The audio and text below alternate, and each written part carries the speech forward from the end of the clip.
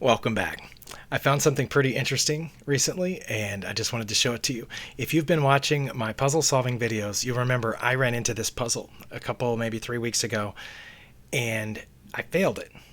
I thought it had something to do, first, the bishop moved down here. And I thought the puzzle had something to do with check because there was no longer a c pawn to block. But then I thought, oh, one of these knights will go back to block, or this bishop will go back to block, and I ended up failing the puzzle. But then, like a week later, in a different puzzle solving video, I got the same puzzle, and that time I remembered the solution because I hadn't considered moving this f6 knight the first time because the bishop would take my queen. But that turned out to be the solution because it's something you'd like, oh, you automatically discount. I'm not going to lose my queen, so it's something else. But it did turn out to be that. It turned out to be taking the knight, losing your queen, then check, because that's the only thing that can block. But because the knight guards that square, you can take. When the queen takes, you can take the queen. And you're up a piece. And it took me a while to do that calculation. But now I remember it because I've seen it twice within a week's time. If the king takes the knight, I take the bishop. If the bishop runs away, my knight runs away, right? Okay. Now, I was going through some old games recently and came across something very interesting. Okay, this is a game that I played back when my rating was around 1,000, and I was still figuring out how to raise my rating and what to do. But anyway, it was before I read a bunch of books. But I was playing with the black pieces, and here on move 7, already at a disadvantage, it says my best move is to take this bishop, but I didn't.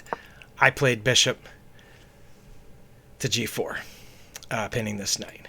Now, if you've noticed, if you were looking at the evaluation bar over here or the engine suggestions here, you'll notice that the number jumped. But it's only if my opponent does a certain specific thing. Now, let's flip the board so we're seeing it from my opponent's point of view. How do you flip it? Like this? Okay. So, remember, I was playing with the black pieces. My opponent has the white pieces here, and it's their turn. And remember from my puzzle where you're not going to move the knight because you would lose your queen. Okay. But look at what the engine wants them to do. The engine wants them to move this knight and lose their queen. And they have nearly an 8-point advantage if they do that. Okay. So this is what they didn't do it, but this is what they should have done. They should have taken this knight. If they had, I think I would have just snap taken the queen, right? It would have probably been my best move. Then, check. The c-pawn can't block anymore because it's already gone past. The king can't move. They can only block with the queen or this knight. And I have my opponent has 2 pieces on that square. So I would have had to block with the knight, I think. I wouldn't have had any other choice, right?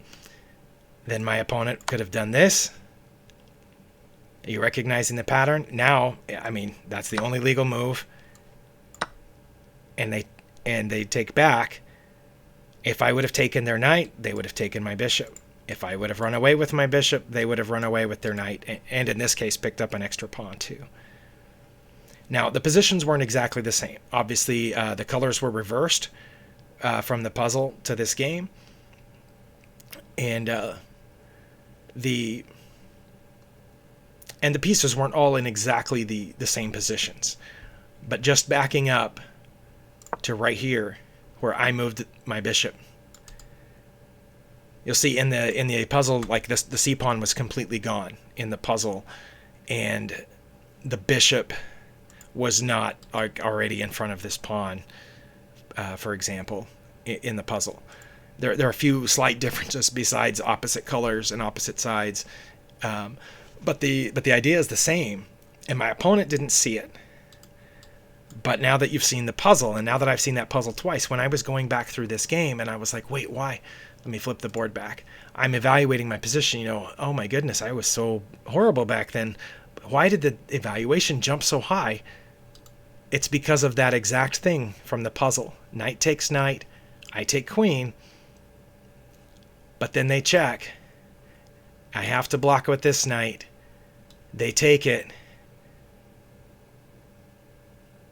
have to take with the queen, and then they take the queen. So I would have, like right here, we all have all our minor pieces. In fact, I think all the pawns but one are still on the board. My d pawn is missing.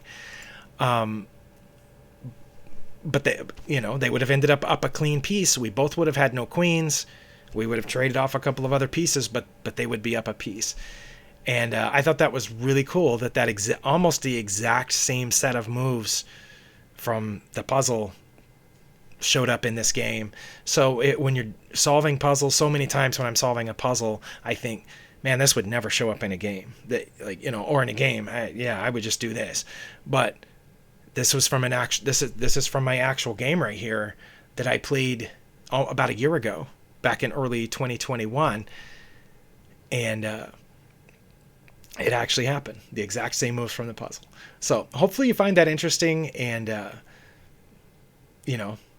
maybe you can keep that in mind when you're working on puzzles, that some of these positions or very similar positions actually do show up in games. Thank you for watching.